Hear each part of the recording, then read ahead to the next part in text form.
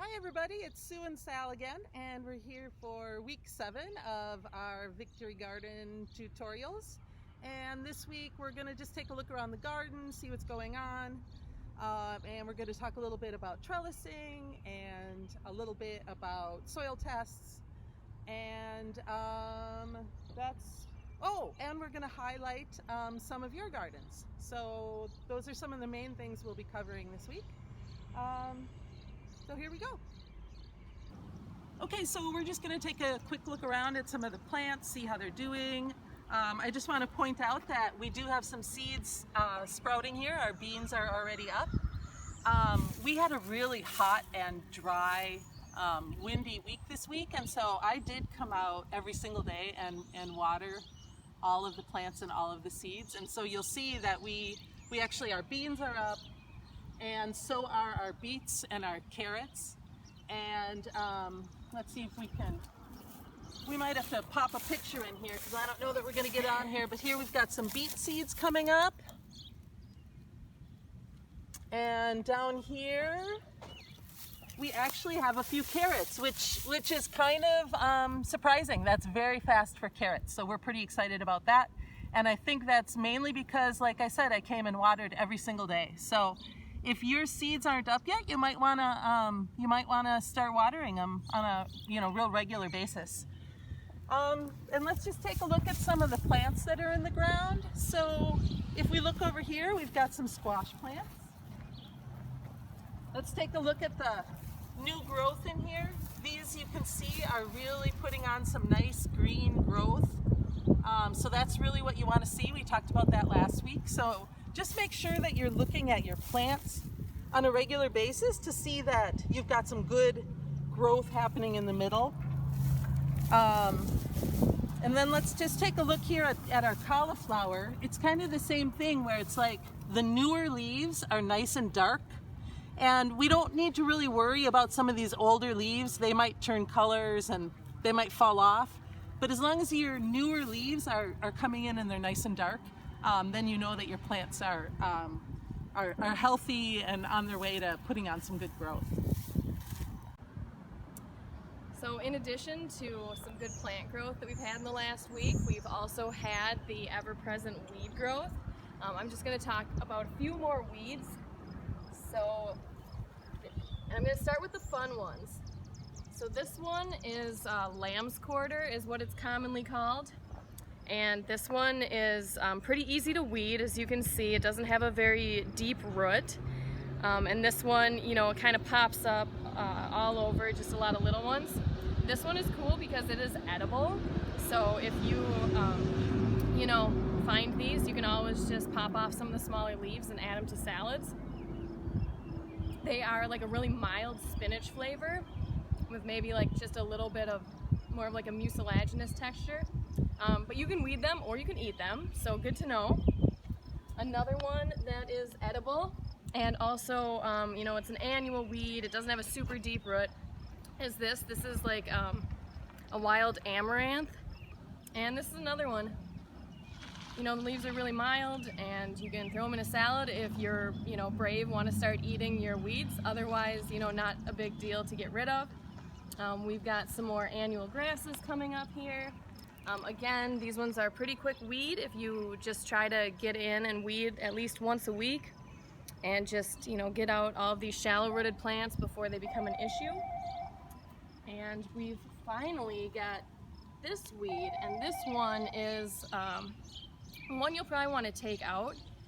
This one is ragweed, and if you have allergies, ragweed can definitely exacerbate that. So make sure if you see this one with the kind of cool serrated leaves that you will want to weed this one. So now that your plants are growing, another thing that you might want to consider is some sort of trellising structure or something for your larger plants or your vining plants to grow on. And right now we just have our one tomato plant in our raised bed that's trellised. And you can see this is really simple. If you have, a fence post or you have a structure, this is just like a light post. And I just took some jute twine and then just tied it pretty loosely around some of the leaves and some of the stem, and then just tied it up. And this is a good way to keep the tomato from just growing on the ground and having, it start making its tomatoes on the ground, and that can just cause trouble. They can rot if they're touching the ground, or something can come along and eat them. So by trellising it, this is going to keep it up, and it's going to be really easy to harvest. Once it starts growing up here, just come in and we're just going to be able to pick the tomatoes. And if you see, we do have a little flower starting in our tomato. So the flower is, if it gets pollinated by some friendly pollinator, then this is going to be our first tomato on this plant. And there is another bunch of tomatoes, another little bunch of flowers starting up here. So if your plants are starting to flower and they have good healthy leaf growth and look strong, then you're going to have some good healthy fruit and vegetables to harvest soon. So there's a lot of different options for trellising, and we will bring some in next week. We'll just mention some now so that you can start thinking about what you might want to use. There's tomato cages, which you can just purchase at a local hardware store. I would encourage you though to get the bigger ones. Tomato plants get really heavy, so I would just get the biggest tomato cage you can find if you're going to buy tomato cages. You can also just use a heavy wooden stake or some other kind of stake, but it's got to be really beefy. Like, it can't be wimpy, again, because tomatoes get really, really heavy, so you need a serious stake. How do you trellis out at your farm, Sal? So we use T-posts, we use fence posts, and then we use a pretty thick gauge metal wire and run it from the top of the fence post to the other one, and then we hang down string that we can tie our tomatoes to. Yeah, and we will frequently use fence posts as well, and sometimes we'll just run twine between the fence posts, and then we'll clip our tomatoes to that twine. So I think what we'll do for next week is we'll bring in some tomato cages, we'll bring in some fence posts, and we'll show you a few different types of trellising. But if you just keep in mind that tomatoes get really heavy, you can be really creative about what it is that you're using. It just has to be pretty well anchored into the ground, and it has to be pretty beefy. So we'll do some more trellising next week. Another plant that would probably be most common to trellis is cucumbers, or maybe even some really decorative gourds or some really small squash. I wouldn't want to put like a butternut squash or an acorn squash on a trellis because they're going to get so heavy that vine's probably not going to be strong enough to hold them. But usually cucumbers are, they do pretty well on trellises. And again, you can just use, a sturdy stake and just some twine. You can trellis it up like our tomato in the raised bed, because the cucumber is going to want a vine, and it's going to do pretty well as long as you give it something to vine on. There's also some netting that is commonly used for cucumber vines. So if you want to go out and get some of that, you can help them grow vertically so they're not taking up as much space on the ground or just laying in the way. Yeah, and I think we can do that too here. We'll trellis at least one of the cucumber plants here too, so that you can all see what that looks like. Another cool kind of trellis is, this is a nice bean trellis that we've got. So we do have a few pole type beans, and the bean seeds you have are bush beans, so they're going to stay pretty compact and not need a trellis.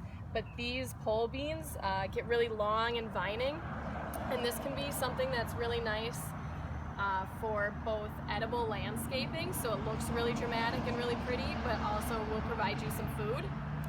So these are a really cool bean. They're a yard-long red noodle bean, and you will see what that looks like in maybe a month or so. But for right now, we've got them planted here, and as they start growing and climbing, they're just going to climb up this nice metal pole bean structure. So just another option for your trellises.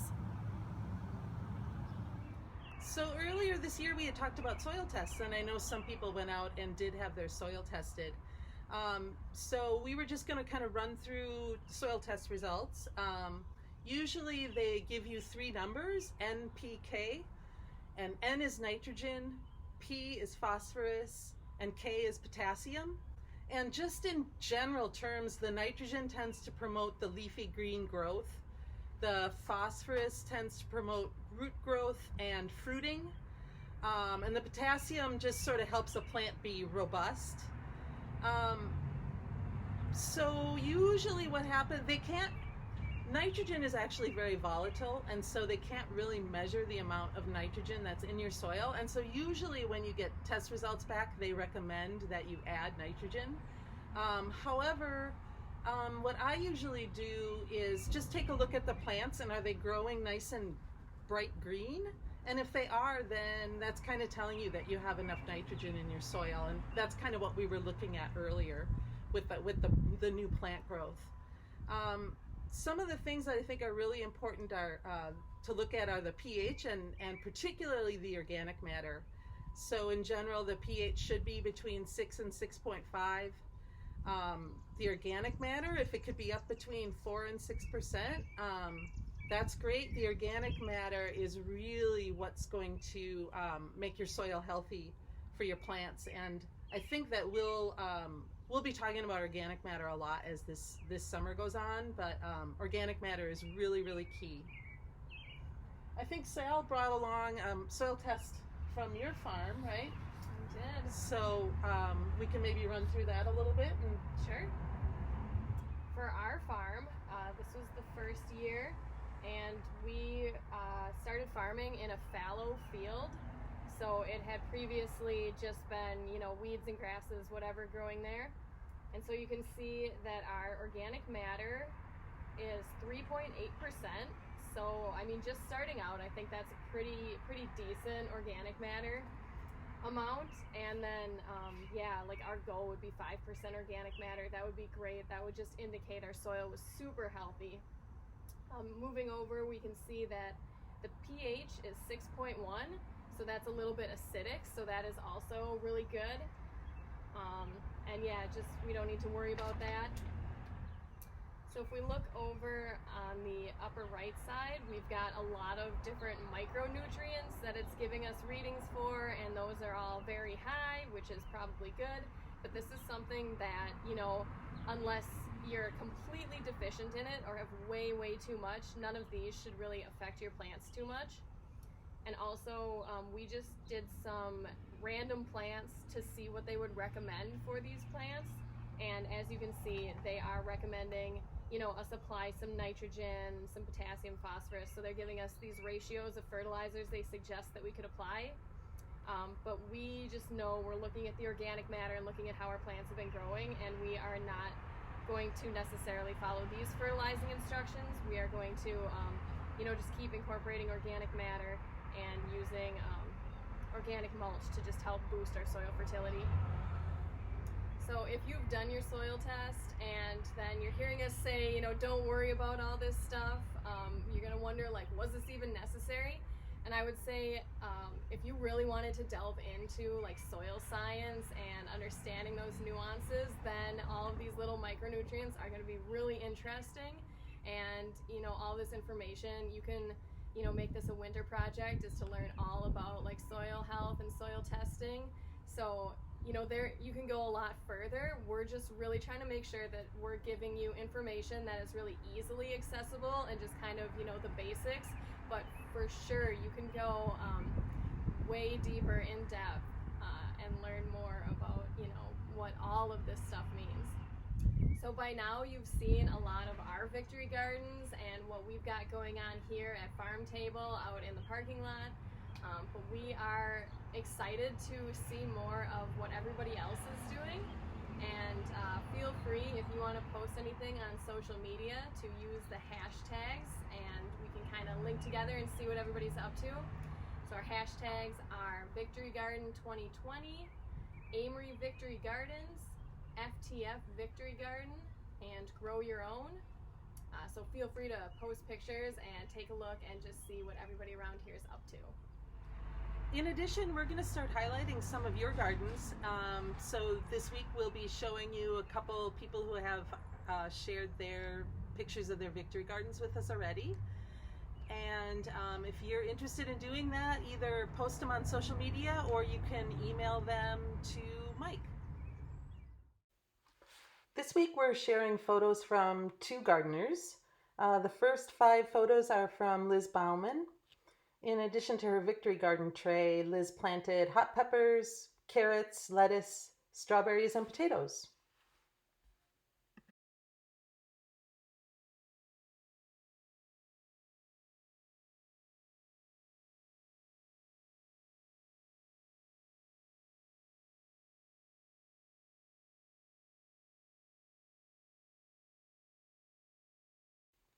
Ash Hope Oliver shared some photos of her family planting their Victory Garden. Ash also shared some written reflections.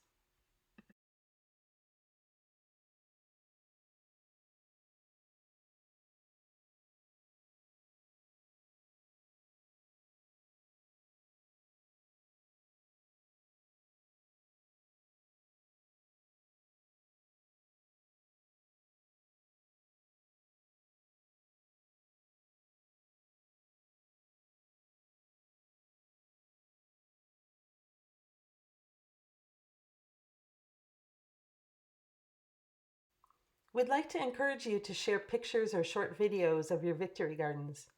We'd also love to hear any stories, thoughts, or reflections that are inspired by your garden. Thanks for joining us this week, everybody. We hope that you've had fun checking out our Victory Garden, and we're excited to look at a few of your Victory Gardens. And next week we'll be talking a little bit more about, we've got a couple empty spaces, so we're going to get that filled in, talk a little bit about flowers and how they can be beneficial to your vegetables and also add a little beauty, and whatever else we find in the garden next week. So with that, we'll say goodbye for now and see you next week.